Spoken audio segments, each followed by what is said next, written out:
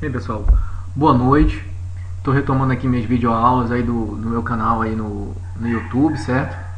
O meu canal aí é o professor Marcos Ambrosio, né? Visando aí que o concurso para o agente penitenciário já está bem próximo, certo? Então a gente vai dar continuidade nas aulas.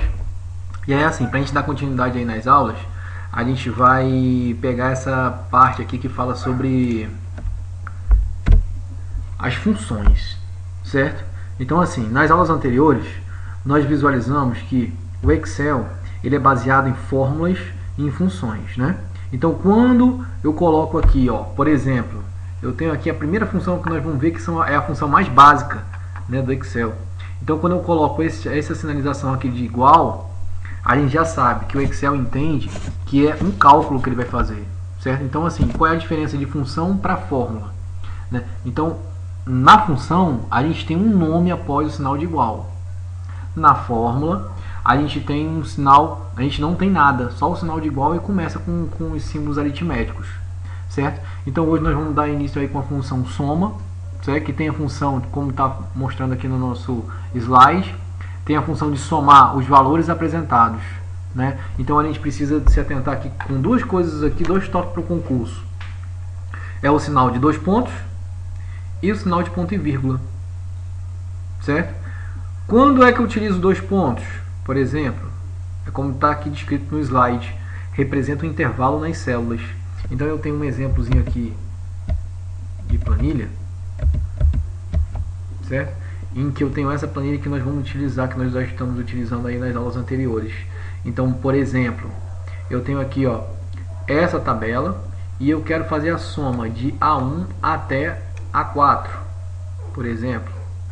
Então, eu preciso colocar o sinal de igual, o nome da função e o intervalo de A1 até A4, certo? Então, os dois pontos, eles servem para você fazer a somatória de um intervalo.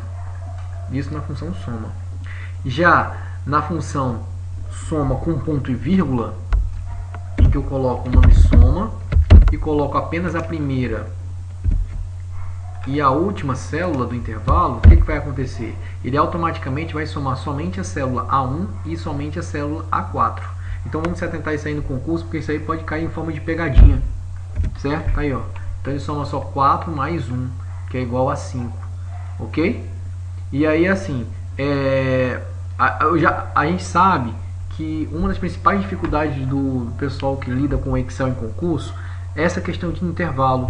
Então a gente pega aqui, por exemplo, nessa somatória que tem de A1 a A4, fica fácil porque ele pega a mesma coluna. Então, professor Marcos Ambrosio, e se por acaso eu pegar um intervalo de A1 até B2, por exemplo, certo? Aqui, ó, de A1 até B2. Fica 11, porque ele fez essa somatória aqui, ó, A1, A2, B1 e B2. Então aqui você pode aplicar aquelas probabilidades da matemática, né? Então, por exemplo, aqui de A1 até B2, você pode fazer isso aqui, ó, ao lado da prova, né? A1, A2, B1, B2.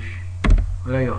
Então você sabendo qual é a marcação da coluna e qual é a marcação da linha que termina, você pode fazer essa probabilidade sabendo, né? Porque na prova não vai ter um computador para você utilizar. Correto? Então aí fica essa dica por enquanto, certo? Dando continuação às nossas apresentações, né? Nós temos na prática, por exemplo, aqui eu tenho a função soma. Então ele pega aqui, ó, soma de A3 até D3. Então usa-se a probabilidade, ó. Então se aqui está começando com A3 e terminando com D3, eu já sei que é pela mesma linha. Então eu só vou alternar a coluna. Tá aqui, ó, marcação da coluna, letra A, marcação da outra coluna, que é a letra D. Então vai ficar o que? A3, B3 e C3. Ok? Aí eu tenho aqui essa práticazinha para vocês realizarem aí em casa, juntamente com esse gabarito, né? São as respostas que vão dar desses questionamentos. Em seguida, a gente pega a função média. O que seria a função média? Funciona do mesmo jeito que a função soma. Só que, porém, entretanto e contudo, né, como eu falo com meus alunos aí do cursinho, a média, ela me dá uma média aritmética dos valores. O que seria a média aritmética dos valores? Ele soma a quantidade de números que foram somados e divide pela quantidade de números, certo? Então ele soma tudo e divide pela quantidade de números. No exemplo aqui, ó, ele pega a média e pega o intervalo de C1 até C4. Ó, se liga aqui, pessoal. 2 pontos é até. Então aqui, ó, o que entra na fórmula? C1, C2, C3, C4. E após eu obter esses valores, eu divido por 4, porque são 4 números. E aí daqui, ó, 12 dividido por 4, que é igual a 3. Aí aqui entra também, ó, no exemplo abaixo eu tenho a média, eu tenho A3, ponto e vírgula, B3, 2 pontos, C4. Então eu faço primeiramente este intervalo aqui, ó, de B3 até C4, e todos os números que fazem parte são somados e dividido pela quantidade de valores. Detalhe: texto e células vazias não, na função, são ignorados, tá? Então ele colocou aqui média de E1 até 5. Então se por um acaso aqui, ó, eu colocar igual média de E1 até E5, ele vai ignorar o nome casa e essa célula vazia, mas ele vai incluir o zero, porque zero é número. Então no caso vai ficar como aqui: 100 mais 0 mais 200, que dá 300, dividido por 3, porque são 3 valores. Ó, que dá 100. 300 dividido por 3 dá 100. Ok? E aqui está o gabarito dessa prática aqui embaixo, certo? E aí a gente também tem as funções mínimo e máximo, que nada mais é do que função mínimo. Ela me dá o menor valor dos valores apresentados. Funciona da mesma forma que a soma. Inclui todas as células que fazem parte do intervalo de A1 até C3 e me dá o menor valor. Aqui no exemplo eu tenho, ó, os valores e eu tenho o número 1 como menor. Máximo funciona do mesmo jeito. Ele me dá o maior valor do intervalo. Ok?